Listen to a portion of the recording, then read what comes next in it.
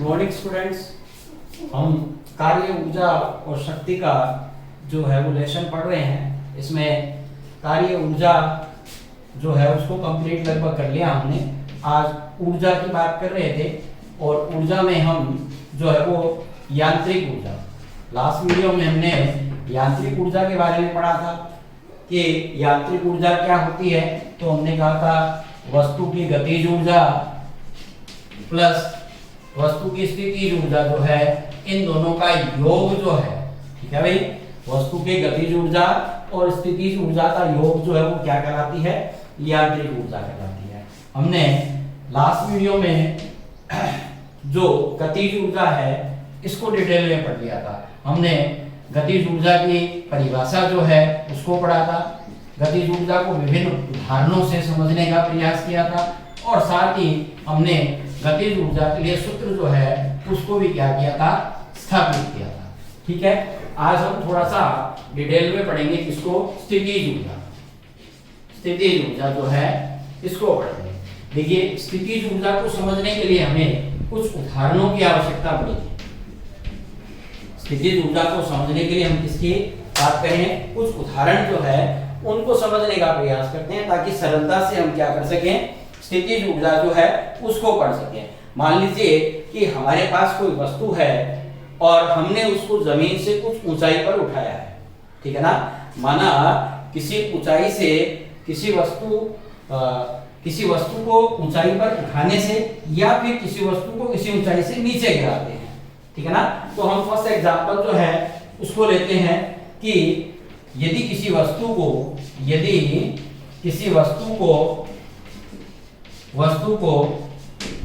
h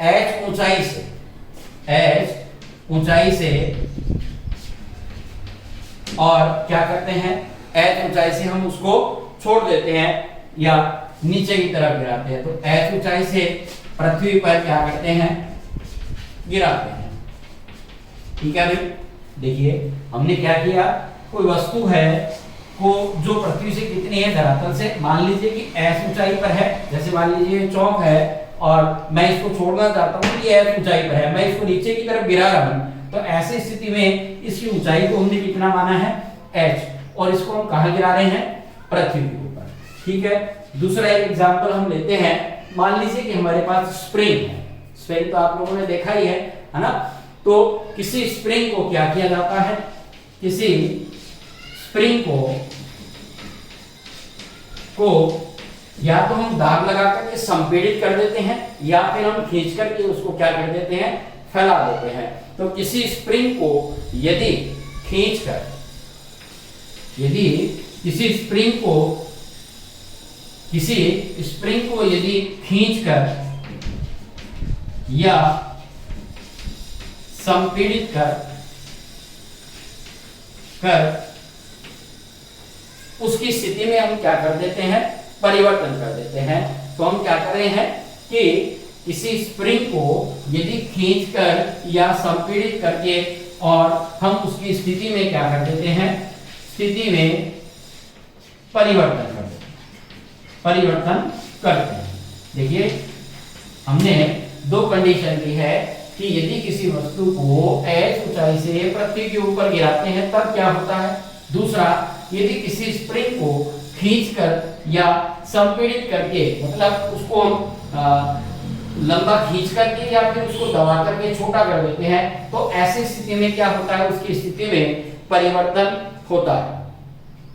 तो हम समझ रहे हैं कि स्प्रिंग जो है, मान लीजिए कि उसको हम छोड़ेंगे तो क्या होगा, हम क्या देखते हैं, हम वस्तु को h ऊंचाई से नीचे गिराते हैं या फिर संपीड़ित स्प्रिंग को संपीड़ित या खींच करके, मतलब उसको फैलाकर या सिकुड़कर छोड़ते हैं, तो उसकी स्थिति में परिवर्तन होता है।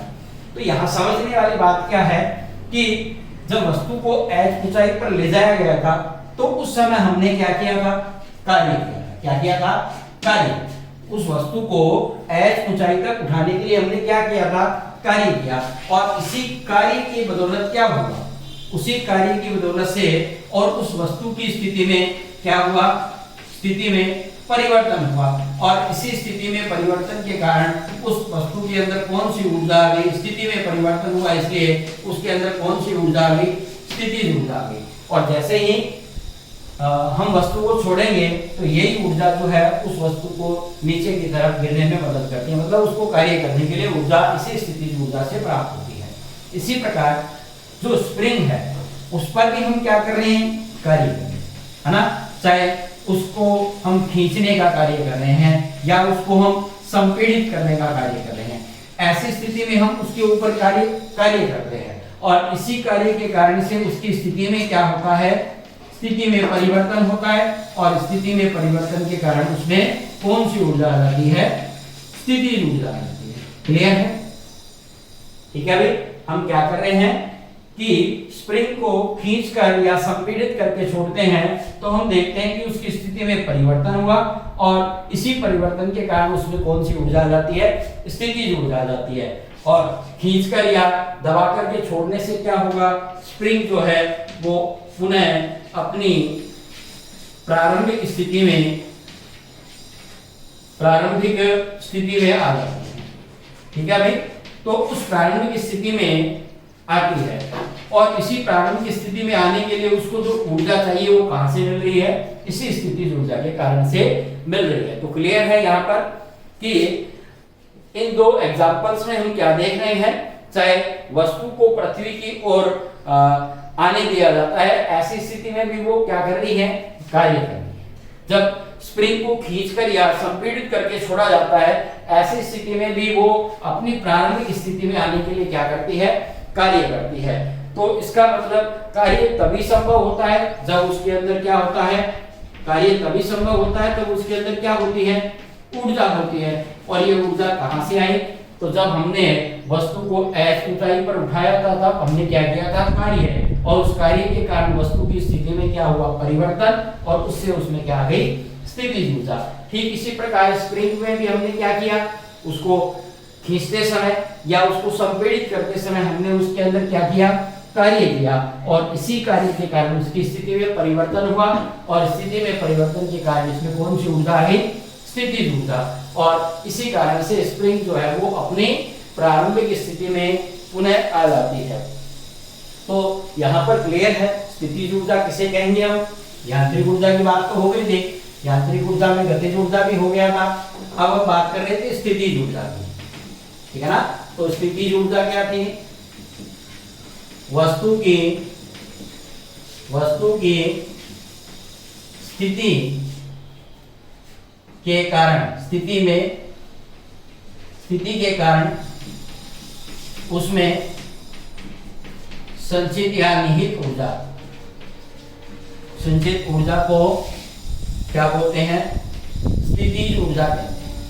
क्या कहेंगे हम, वस्तु की स्थिति में परिवर्तन के कारण उसमें क्या आ रही है, ऊर्जा आ रही है। तो यह वस्तु की स्थिति के कारण से, या स्थिति में परिवर्तन भी कह दीजिए, स्थिति में परिवर्तन के कारण उसमें क्या आती है, ऊर्जा आ जाती है। और इसी संचित ऊर्जा को हम क्या कहते हैं, स्थितिज ऊर्जा कहते हैं। वस्तु की स्थिति के कारण से उसमें जो संचित ऊर्जा है वो क्या कहलाती है, स्थितिज ऊर्जा। किसके कारण से आ रही है ये ऊर्जा, स्थिति के कारण आ रही है, स्थिति में परिवर्तन के कारण आ रही है, इसलिए हम इस ऊर्जा को क्या कहेंगे, स्थितिज ऊर्जा कहेंगे।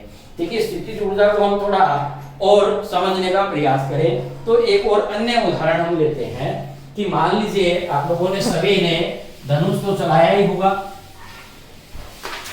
और चलाया नहीं तो आपने धनुष को चलाते हुए जरूर किसी व्यक्ति को देखा होगा।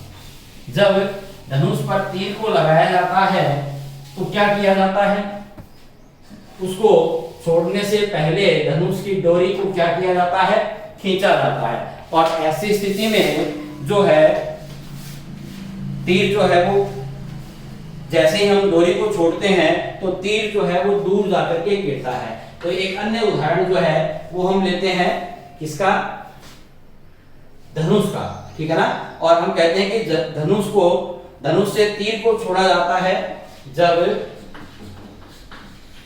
धनुष से तीर को क्या किया जाता है, छोड़ा जाता है, तो तीर क्या होता है, दूर जाकर गिरता है।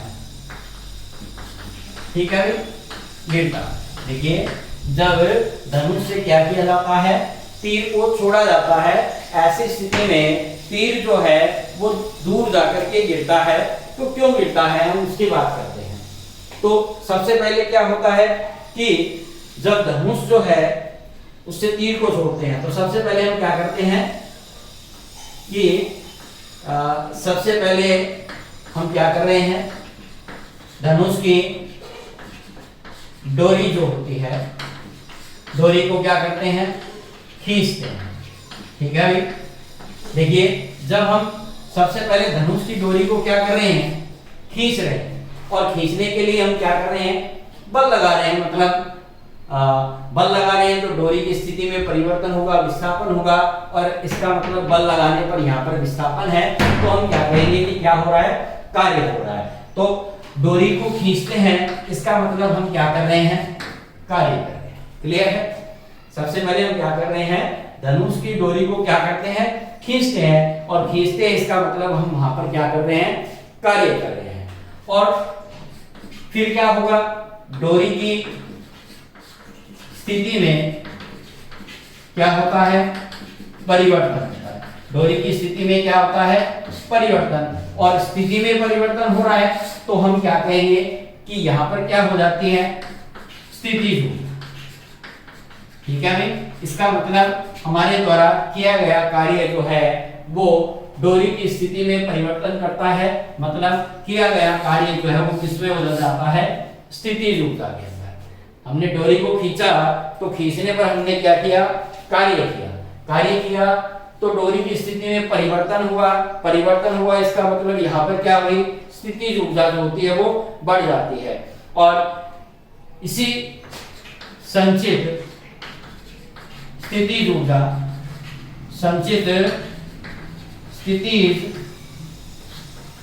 ऊर्जा के कारण, देखिए इसी संचित स्थितिज ऊर्जा के कारण जैसे ही हम क्या करते हैं, तीर से और तीर को धनुष से छोड़ते हैं तो क्या होता है कि तीर जो है वो धनुष से दूर जाकर के गिर जाता है। तो इसी संचित स्थितिज ऊर्जा के कारण धनुष में क्या आ जाती है, धनुष में कार्य करने की क्या आती है, क्षमता आती है। धनुष में कार्य करने की क्या आ जाती है, क्षमता आ जाती है। और कार्य करने की क्षमता को हम क्या कहते हैं, ऊर्जा। मतलब धनुष के पास भी क्या आ गई है, ऊर्जा आ गई है। और इसी संचित ऊर्जा के कारण धनुष जो है वो कार्य करता है, और कार्य करता है तो क्या होता है, तीर क्या होता है, धनुष से दूर जाकर गिरता है। क्लियर है।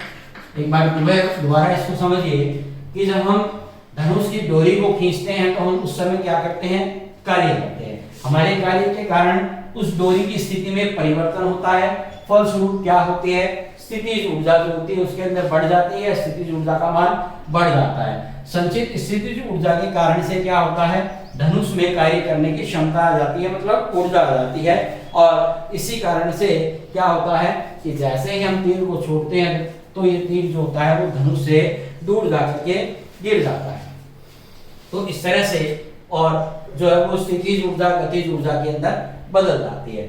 इसका मतलब हम जितना अधिक डोरी को खींचेंगे, डोरी को जितना अधिक खींचेंगे,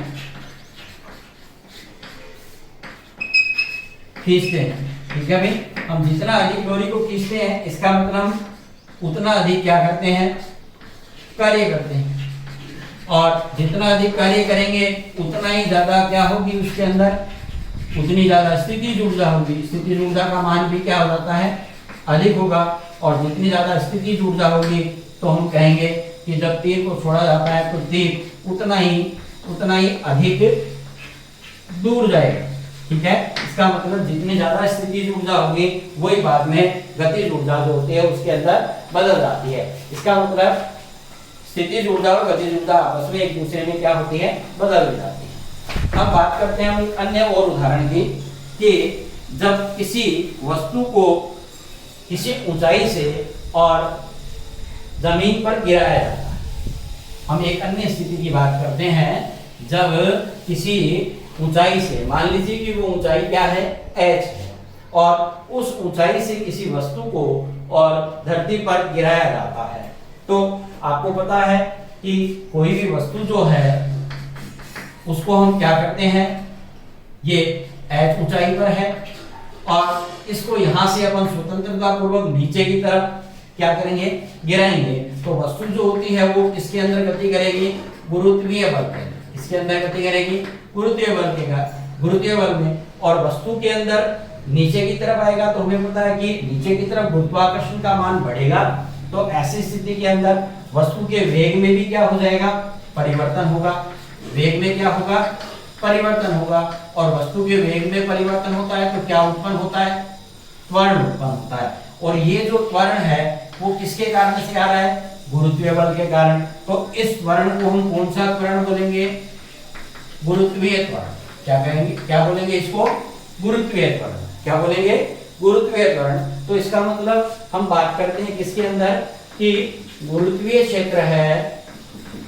तो इस गुरुत्वीय क्षेत्र के अंदर, मतलब जब वस्तु गुरुत्वाकर्षण बल के अंदर नीचे की तरफ गति कर रही है तो वो एक गुरुत्वाकर्षण क्षेत्र है।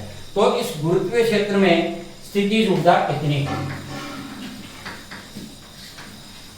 ठीक है भाई। गुरुत्वीय क्षेत्र के अंदर स्थितिज ऊर्जा जो है उसको ज्ञात करते हैं। तो इसका मतलब है कि जब किसी ऊंचाई से, मान लीजिए उस ऊंचाई को हम क्या कह रहे हैं, h, जब किसी ऊंचाई से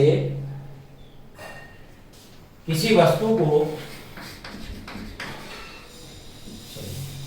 जब किसी वस्तु को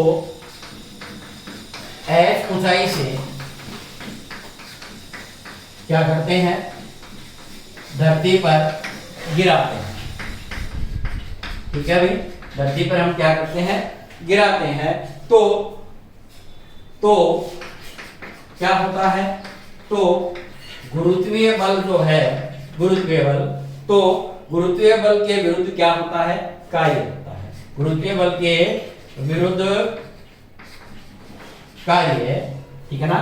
जब किसी वस्तु को h ऊंचाई से और धरती पर गिराते हैं तो गुरुत्वीय बल के विरुद्ध क्या होता है, कार्य होता है। मतलब गुरुत्वीय बल के विरुद्ध क्या करते हैं, कार्य करते हैं।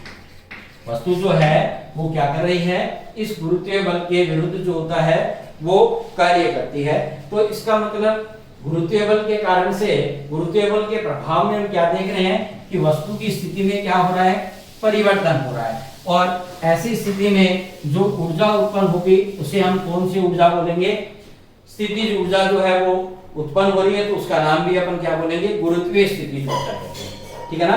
तो इसी कार्य के कारण से वस्तु की स्थितिज ऊर्जा, देखिए यहाँ पर जो कार्य हो रहा है और इसी कार्य के कारण से क्या होती है, वस्तु की जो ऊर्जा है उसका मान जो है वो बढ़ जाता है। तो इसी कार्य के कारण, इसी कार्य के कारण जो हम गुरुत्वीय बल के विरुद्ध कार्य कर रहे हैं, इसी कार्य के कारण से क्या होती है, वस्तु की स्थितिज ऊर्जा जो है, स्थितिज ऊर्जा है वो क्या हो जाती है, बढ़ जाती है, ठीक है भाई। देखिए जब हम किसी वस्तु को h ऊंचाई से गिरा रहे हैं तो ऐसी स्थिति में क्या होता है कि गुरुत्वीय बल के विरुद्ध कार्य होता है और इस कार्य के कारण, इसी कार्य के कारण से क्या होता है, वस्तु की स्थितिज ऊर्जा जो होती है वो बढ़ जाती है। अब बात करें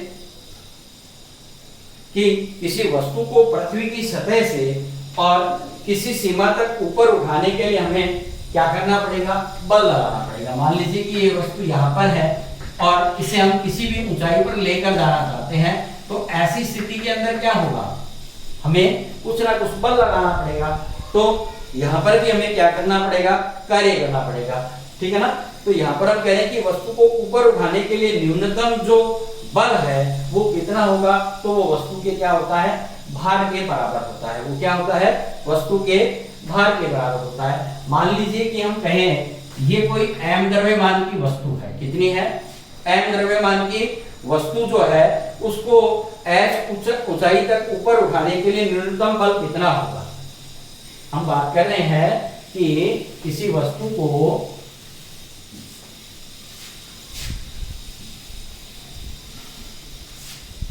देखिए ये है सतह और इसके ऊपर कोई एक m द्रव्यमान की वस्तु है और इसको यहां से उठा करके हम क्या करते हैं, इस स्थिति पर लाते हैं। मतलब m द्रव्यमान की वस्तु को क्या करते हैं, हम ऊपर की तरफ उठाने के लिए क्या करते हैं, कार्य। तो किसी वस्तु पर पृथ्वी की सतह से सीधा ऊपर उठाने के लिए न्यूनतम आवश्यक बल कितना होगा।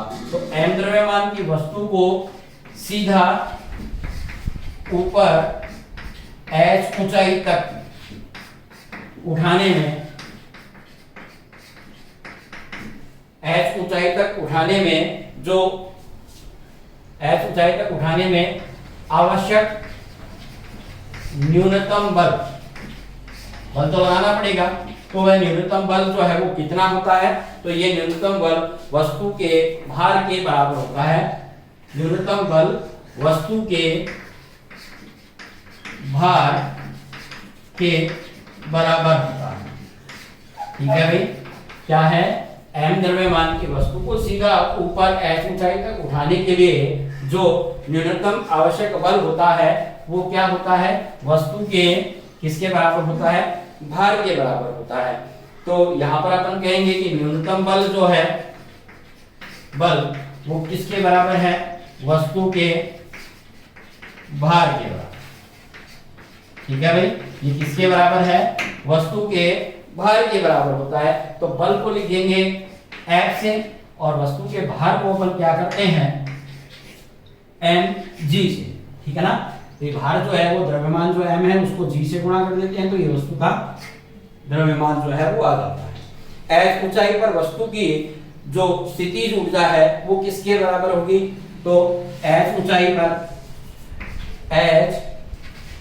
पर वस्तु की क्या स्थितिज ऊर्जा, कोई वस्तु की स्थिति में परिवर्तन हो गया, वस्तु को अपन धरातल से उठाकर के किसी h ऊंचाई पर लेके गए हैं, तो h ऊंचाई पर वस्तु की स्थितिज ऊर्जा जो है वो कितनी होगी।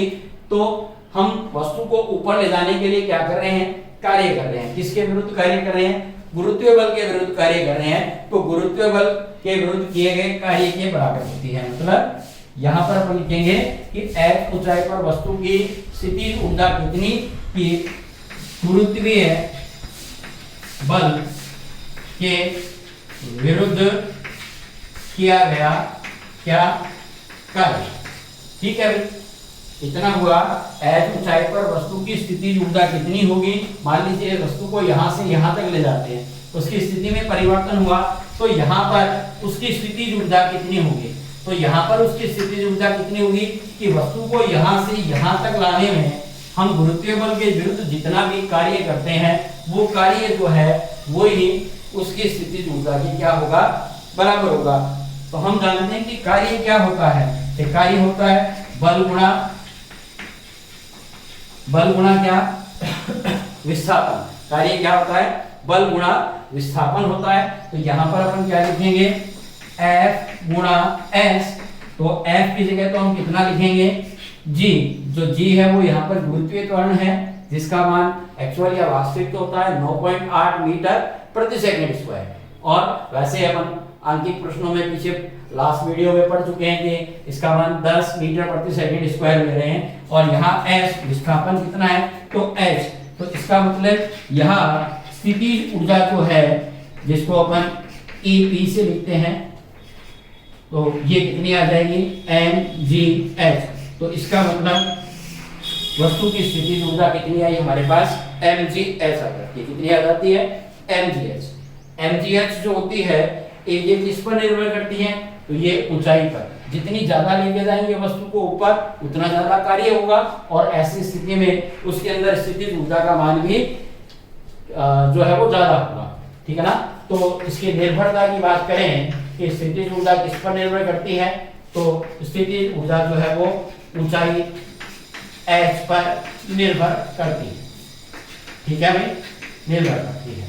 जितना ज्यादा विस्थापन मतलब ऊंचाई होगी, ऊपर उठाएंगे, उतना ज्यादा क्या होगा, कार्य होगा। तो स्थितिज ऊर्जा का मान जो है वो किस पर निर्भर करता है, h पर। एक कंडीशन की बात करें कि वस्तु को मान लीजिए कि सीधा यहाँ 5 मीटर लेके जाते हैं, और पहले वस्तु को यहाँ उठाया, फिर इधर ले गए, फिर इधर ले गए, फिर यहाँ लेके आए, फिर यहाँ लेके आए, तो यहाँ पर भी हम कितना ऊंचा ले जाते हैं, वस्तु को 5 मीटर ऊंचा ले जाते हैं। तो यहाँ हम देख रहे हैं कि दोनों स्थितियों में इसको ले जाने का मार्ग क्या है, अलग अलग है ना। यहाँ हम सीधा लेके जा रहे हैं, यहाँ इसका पथ जो है वो इस तरह से आड़ा टेढ़ा है। तो ऐसी स्थिति में हम कुल विस्थापन कितना कर रहे हैं, कितने ऊंचाई तक ले जा रहे हैं, तो दोनों की ऊंचाई क्या है, बराबर है। तो दोनों के अंदर स्थितिज ऊर्जा भी क्या होगी, बराबर होगी। मतलब यहाँ जो स्थितिज ऊर्जा है वो पथ पर निर्भर नहीं करती है। स्थितिज ऊर्जा क्या होती है, पथ पर निर्भर नहीं करती है। ठीक है भाई, क्लियर है, केवल विस्थापन पर निर्भर कर रही है। क्लियर है कि गुरुत्वीय बल के विरुद्ध स्थितिज ऊर्जा कितनी आई, तो mgh आ जाती है। क्यों आ जाती है कि वस्तु को हम कितना ऊपर उठा रहे हैं, तो वो किसके बराबर होता है, वस्तु के भार के बराबर। तो यहाँ गुरुत्वीय बल जो है वो भार के बराबर, मतलब F बराबर mg हो जाएगा। F ऊंचाई पर उसकी स्थितिज ऊर्जा कितनी होगी कि गुरुत्वीय बल के विरुद्ध हमने कितना कार्य किया है उसके बराबर। तो कार्य क्या होता है, बल गुणा विस्थापन F, और विस्थापन की जगह S, F को लिखेंगे mg और विस्थापन कितना है h। तो ऐसी स्थिति में गुरुत्वीय बल के विरुद्ध जो है वस्तु के अंदर कितनी स्थितिज ऊर्जा होगी, तो वो हो जाएगी mgh। ठीक है, इस प्रकार से ये ऊर्जा के जो बिंदु है वो हमारे कंप्लीट हो गए हैं। केवल ऊर्जा से संबंधित आंकिक प्रश्न है वो हम नेक्स्ट वीडियो में जो है वो पढ़ेंगे, और फिर उसके पश्चात हमारा अंतिम टॉपिक जो है वो शक्ति रह जाएगा। ठीक है, तो आप लोग होमवर्क के रूप में स्थितिज ऊर्जा किसे कहते हैं, इसके उदाहरण क्या है, और गुरुत्वीय क्षेत्र में स्थितिज ऊर्जा जो है उसका मान ज्ञात करना। और इसी तरह से एक जो है, यदि हम धनुष जो है उसको, उसकी डोरी को खींचते हैं तो उसकी स्थितिज ऊर्जा जो है उसके अंदर किस प्रकार से परिवर्तन होता है, इस प्रकार के जो प्रश्न है इनको आप हल कर सकते हैं। तो गुरुत्वीय क्षेत्र में स्थितिज ऊर्जा की गणना कीजिए, स्थितिज ऊर्जा किसे कहते हैं, स्थितिज ऊर्जा के जो उदाहरण हैं उनके बारे में जो है वो आप लोग चर्चा कर सकते हैं। नेक्स्ट जो है वो अपन आंकिक प्रश्नों का वीडियो जो है वो नेक्स्ट पढ़ेंगे। आज के लिए इतना ही। Have a good day.